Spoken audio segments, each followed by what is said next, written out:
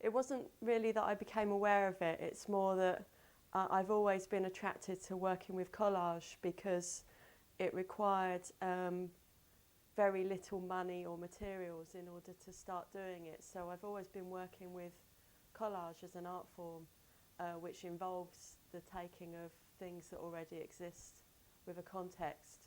So it wasn't really that I wanted to do it as an art form, it was more that was what was available to me as someone who liked to create art forms.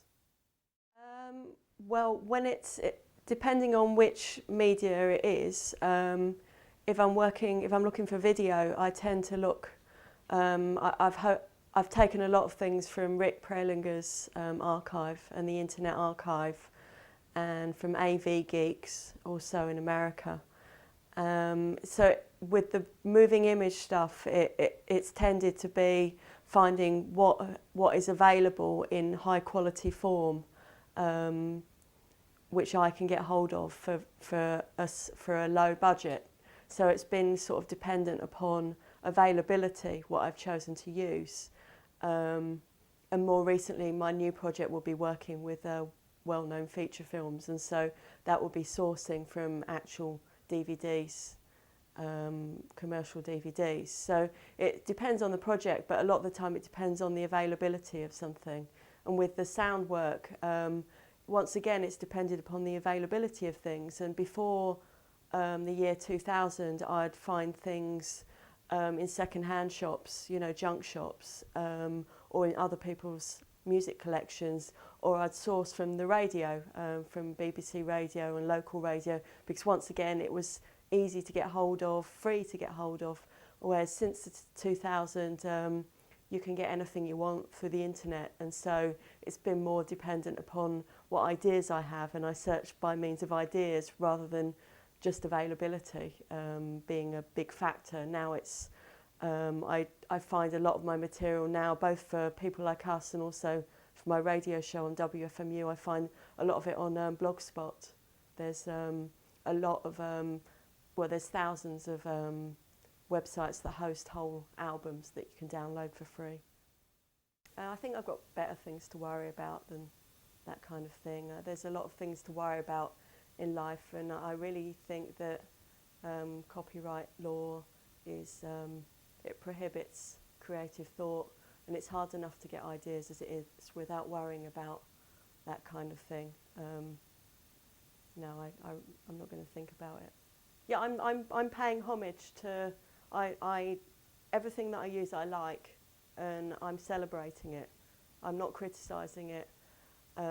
There's going to be people can read all kinds of things into collage because of the layers, and so people can read all kinds of stories into both sound collage and moving image collage.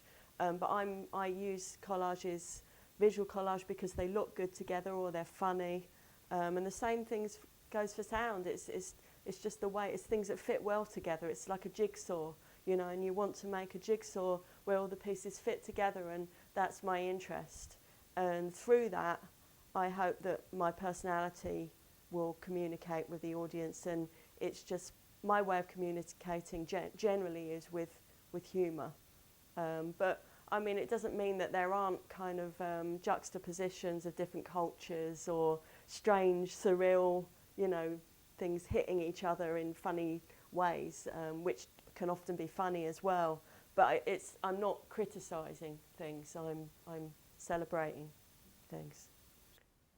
No, because they knew as much as we do about the future. We always don't know the future, and I liked the idea of being optimistic, that you can only learn from the past and the present about what's going to happen in the future. That's all there is to go by. And so if you celebrate the past in the way that I do, for instance, by collaging it and making new things out of old things, in a way that's how you can help build something by, how am I trying to put it?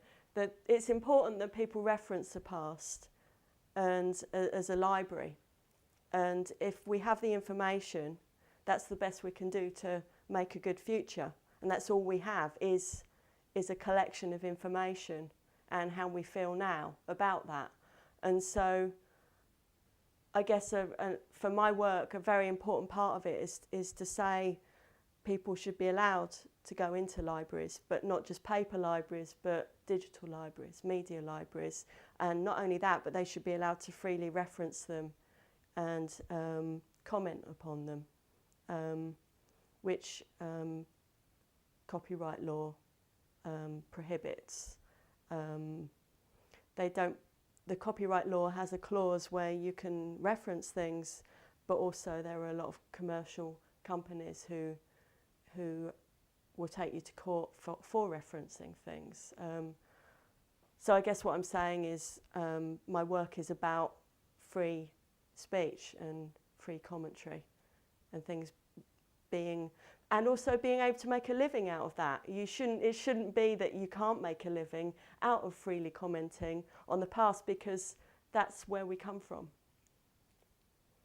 I'm doing a new live set now, and that's with the artist Tim Maloney, who is an American artist.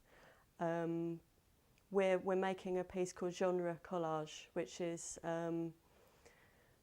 we're taking some very well-known films and very well-known sound sources and bringing them together in a collage form to make some new stories out of these films.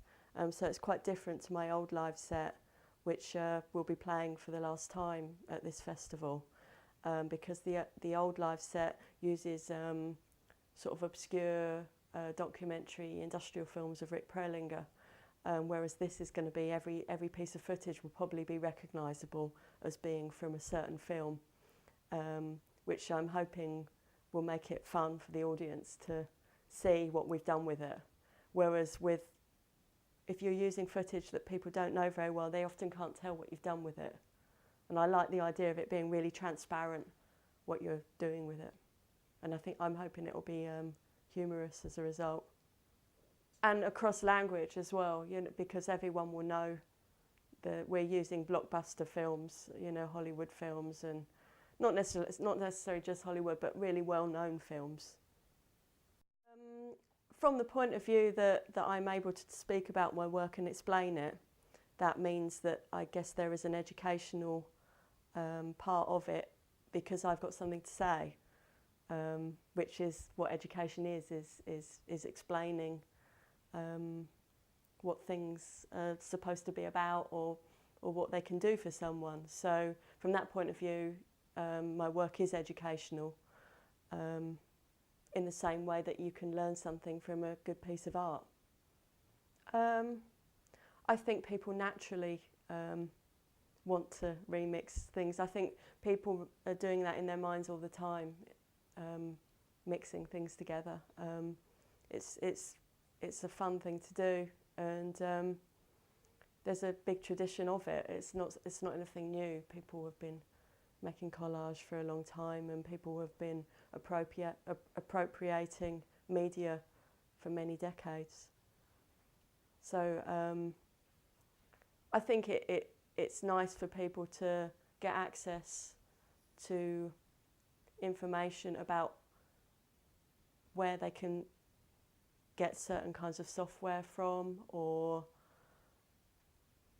basically it's good for people to learn where they can get access to things from. It can save time, but also the internet is Google is probably the best thing you've got for finding what you need. I use Google all the time, so Google is an educational tool as well. It's not necessarily accurate, but it's an education. Half of education is about access, and the other half is about learning.